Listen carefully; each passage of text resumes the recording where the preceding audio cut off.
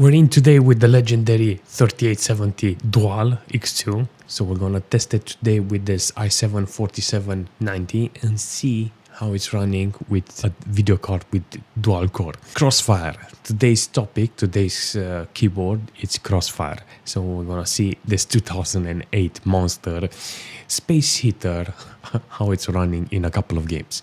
New, old, online, offline, it doesn't matter. We're gonna find a couple of games and throw it at this video card because it's a video card and we have to test it.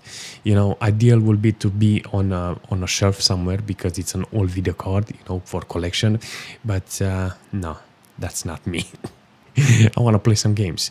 I want to see if it's good for some online games, or should I stick with all games that are designed for this video card?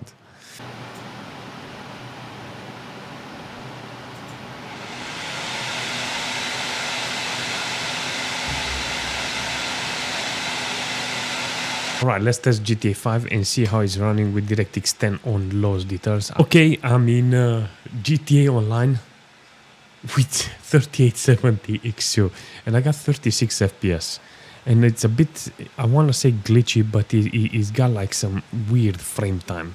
You know, 20 FPS on 1080p with half of render scale. Yeah, it's on 0.5 from frame scale, because I was like, I don't think it's working, but apparently it's not working because the moment I get some speed, it just lags, you know, so there's no point on actually butchering it. There's no point because the VRAM is maxed out, not because the core doesn't have the power to deliver the performance, it's just that the VRAM is too low, you know, it's not enough. 1 gig of VRAM, you can actually see 1008. When it comes to performance, I think we can put it on 800 by 600. Let's try it. All right, so on 800 by 600, apparently I got 800 and 900 megabytes loaded, you know, so hence why it's got 60 FPS. Now, in order to correct this, we go into the settings, we go into graphics, and we put FXA, it's on advanced graphics, and we'll put it on 0.75. Let's see. Oh yeah. Yeah, almost made GTA 5 work with 3870 online. 44 FPS. Apparently I have to keep it on 0.5 in order to get those FPS. But it works. It works. Look at the scale.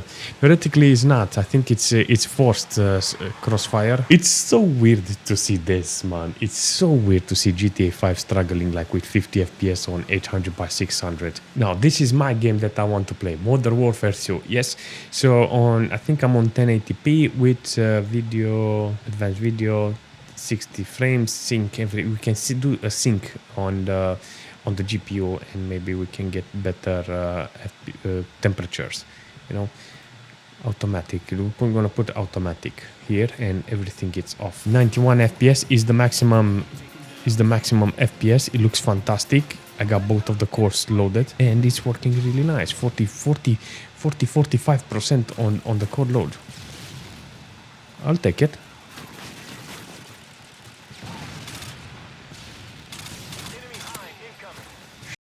I managed to get him. On the video card, I got like 55, 53 degrees.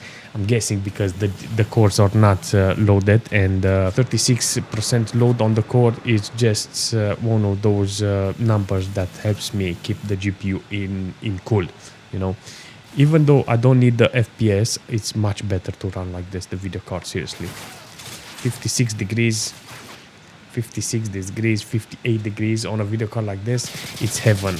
Well, this i7 4th gen is completely useless because 10% load on the CPU, 20 watts, 27 watts on the CPU, nothing. This is nothing for this. I can test it. I can test this game on older computer, so it's a deal with this computer. Apparently, you can actually increase the details if you're interested and still get 91 FPS on overall.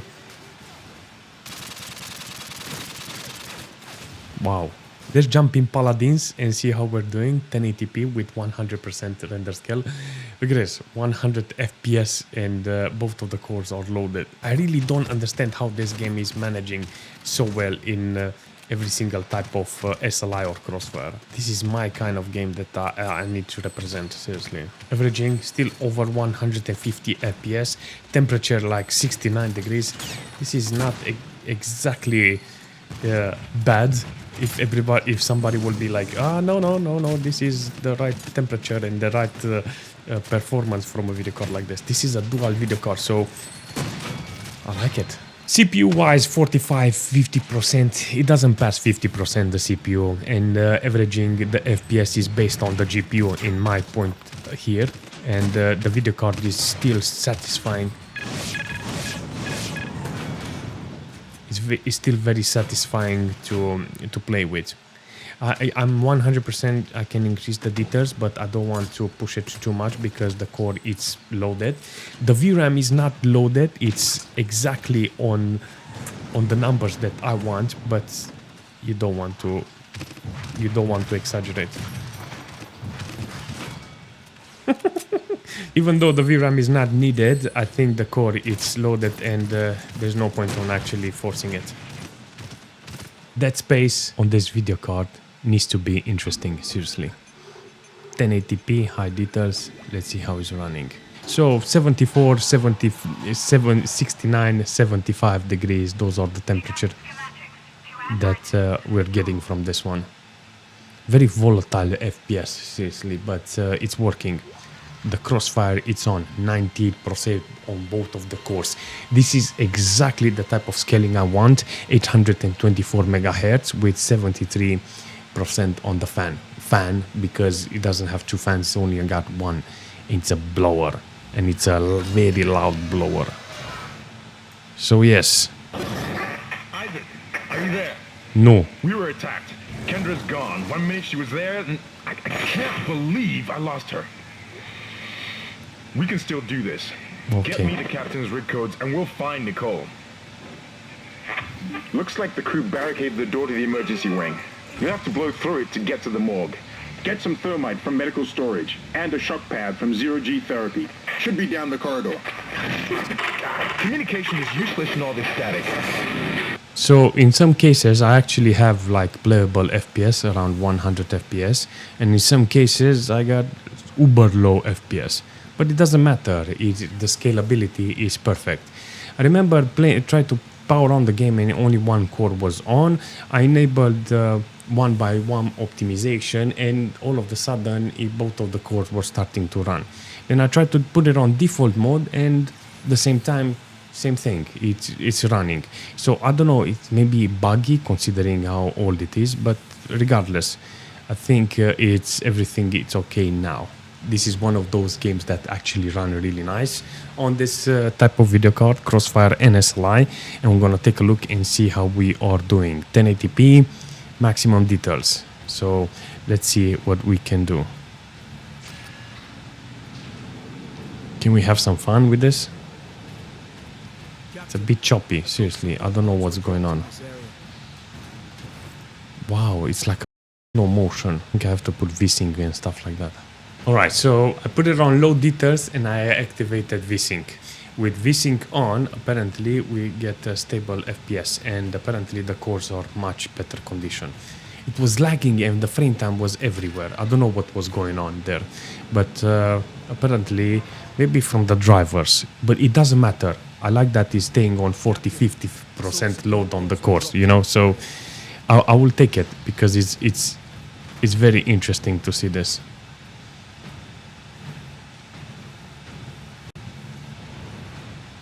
Alright, give me the jetpack. Brilliant performance, 50% load on both of the cores. Apparently it's holding the video card in such a good position with 60 degrees on both of the cores.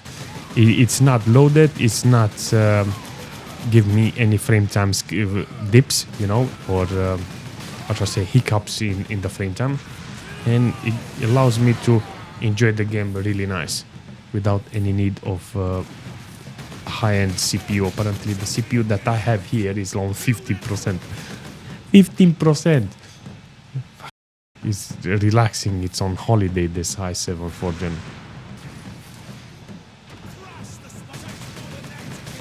You really think you can do something? Okay, we're in GTA 4. Oh, this is fantastic. I think I will have a lot of problems with this. But I'm on 1080p with low details. I'm looking at the frame time and I'm mesmerized how this game can actually perform. Seriously. I'm not joking. I'm just surprised that this is working and two GTX 480s are bugging the hell out of it. It's having those frame times and how shall I say, the spikes in the frame time because of the cores maxed out. The VRAM is not loaded, so theoretically there shouldn't be problem with that. The CPU, it's on barely 20% load with 25 of wattage consumption maximum. I actually seen 27. But aside from that, everything it's on spot with the game. There's no complaining, there is no nothing, just maxed cores that are struggling to keep up on 1080p. I think if you put it on 720p, lower the resolution or having an older monitor or something, it will be more helpful. Let's see if we can put it on graphics, like 720p or something. 720p, 60 hertz. Let's see.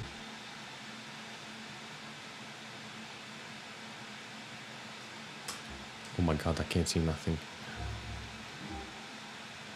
Oh, you made this so small because of the how you call it, center scaling or something like that. NVIDIA had full screen stretch, and AMD has it, but I activated it, but it doesn't want to do it. I don't know why it doesn't want to do it. Okay, so if I put it on 720p, actually I can do this from the software. Look at this. Look at me. That's it. I'm not joking. I see it small, but on the software I can see it as maximum. So on 720p, still got the cores loaded, but the frame time is more smaller. It's more linear because of 150 FPS. You can actually see that the resolution is stressing the GPU cores.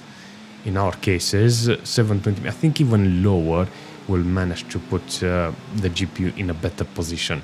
But I understand how it's working now. 3870 is not made for 1080p. It's made for a lower resolution like 720p, 900p maybe. Who knows what type of games.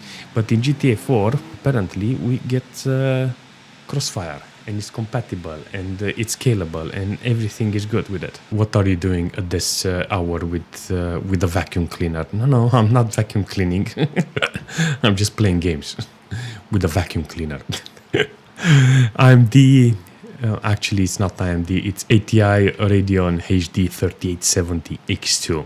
Fantastic video card, but it's a fantastic video card for collection. It's not something to play or have as a daily driver, you know. It's just for the collection. That's it. It's just to have one.